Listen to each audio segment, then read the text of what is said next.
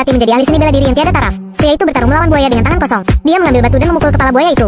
Si buaya tidak pernah menyangka kalau dirinya malah menjadi mangsa. Pria itu berlatih begitu keras demi membalaskan dendam kakak laki-lakinya. Kakaknya, Sao Bei, adalah seorang petinju top. Saat berjuang sekuat tenaga di ring kejuaraan pertarungan dunia, dia terluka parah oleh buaya iblis besar. Wasit menghentikan pertandingan dengan tegas. Tetapi buaya iblis besar sudah kehilangan kendali untuk membunuh, sehingga dia membunuh Sao Bei dengan sebuah pukulan keras di situ. Demi membalaskan dendam kakaknya, pemuda itu memutuskan untuk mengikuti pertandingan tinju MMA. Namun, dia adalah orang yang tidak dikenal, sama sekali tidak memenuhi syarat untuk menantang buaya iblis besar. Jadi, dia hanya bisa mengikuti pertandingan bisnis untuk mengumpulkan prestasi tempurnya.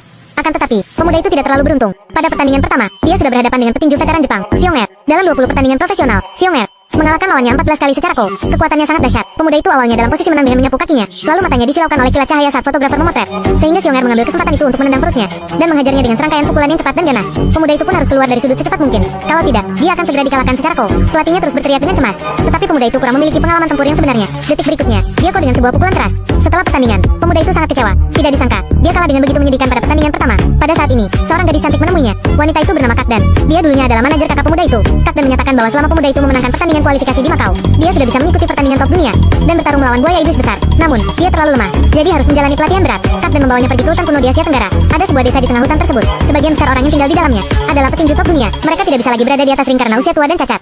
Jadi, mereka hidup menyendiri di desa ini. Di sini terdapat sebuah aturan. Jika petinju baru ingin bertahan di sini, dia harus menantang seorang petinju. Pemuda itu sangat berani dan memilih si botak. Saat baru menaruh tasnya, dia langsung ditendang. Pembuluh darah di paha pemuda itu pun pecah seketika, dan dia kehilangan kemampuan untuk melawan. Untuk meningkatkan daya tempurnya, Kak Dan memberinya sebuah buku tinju Tiongkok kuno. Di dalamnya terdapat jurus cakarlang, pukulan 1 inci, dan jurus lainnya. Kemudian, dia memulai pelatihan berat. Setiap hari, dia harus bersaing kekuatan dan kecepatan dengan kerbau tua. Lalu, melatih kekuatan kakinya dengan tiang besi.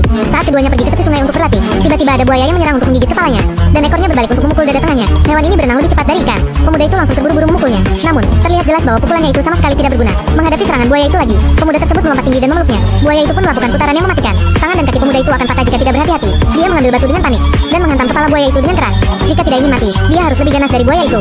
Untuk mengatasi rasa takut akan kematian, pemuda itu pun menjadi lebih kuat. Dia sangat percaya diri sehingga menantang si botak lagi. Lawannya menyerang pahanya lagi seperti waktu terakhir kali. Tetapi kekuatan pemuda itu tidak lagi seperti dulu. Dia melihat ada kesempatan dan menendang tumit kaki si botak terlebih dahulu.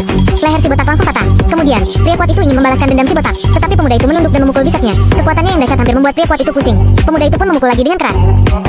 Lalu, si pria bermata satu memanfaatkan kesempatan untuk diam-diam menyerang. Beberapa veteran tua ini tidak hanya menyerang bergiliran, tetapi juga menggunakan cara kotor seperti ini. Kemarahan pemuda itu melonjak tinggi. Potensinya pun terstimulasi lagi. Lawannya kalah secara kode dengan sebuah tendangan di lutut. Selanjutnya, dia masih mau menantang petinju paling ganas di Asia Tenggara. Ini akan menjadi ujian hidup dan mati terbaik untuknya. Pemuda itu memukul bertubi-tubi tetapi tidak ada yang berhasil. Dia terpaksa mengubah trik dengan menyerang titik lemahnya. Kemudian, dia bergerak cepat ke belakang. Namun, kekuatan lawan sungguh terlalu kuat. Malah dia yang dijatuhkan. Lalu, lawannya mencengkeram ikat pinggangnya. Jika dia dilemparkan, tubuhnya akan